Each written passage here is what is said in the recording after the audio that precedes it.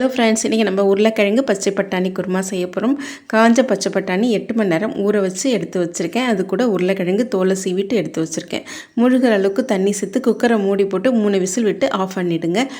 இதுக்கு தேங்காய் விழுது அரைச்சி எடுத்துக்கலாம். தேங்காய், பொட்டுக்கடலை, கசகசா, சோம்பு சேர்த்து நைஸ் பேஸ்ட்டாக அரைச்சிக்கோங்க. உருளைக்கிழங்கு பட்டாணி வெந்து ரெடியாக இருக்குது. இப்போ அடுப்பில் ஒரு கடாய் போட்டு எண்ணெய் ஊற்றி அதில் பட்டை, சோம்பு, ஜீரகம் பொரிஞ்சோன்னே அது கூட வெங்காயம் கொஞ்சம் வதங்கினதுக்கப்புறம் இஞ்சி பூண்டு பேஸ்ட்டு சேர்த்துட்டு அது கூடவே தக்காளி, இஞ்சி பூண்டு பேஸ்ட்டு, வெங்காயம் வதங்கினதுக்கப்புறம் காரத்துக்கு மிளகாய்த்தூள், மஞ்சத்தூள் சேர்த்துக்கோங்க.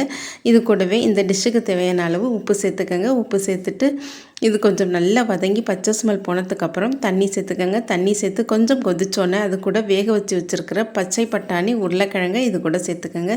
சேர்த்துட்டு இது ஒரு கொதி வரட்டும். கொதி வந்ததுக்கப்புறம் நம்ம அரைச்சி வச்சுருக்கிற தேங்காய் விழுதை இது கூட சேர்த்துக்கோங்க. சேர்த்துட்டு எல்லாம் சேர்ந்தாப்பில் ஒரு கொதி வந்ததுக்கப்புறம் இது கூட நம்ம கொத்தமல்லி தழை தூவிட்டு அடுப்பை ஆஃப் பண்ணிவிடுங்க. ரொம்ப சுவையான, ரொம்ப ஹெல்த்தியான பச்சை பட்டாணி உருளைக்கிழங்கு குருமா இப்போது ரெடி ஆயிடுச்சு. நீங்களும் இந்த குருமா ரெசிப்பியை ட்ரை பண்ணி பாருங்கள்.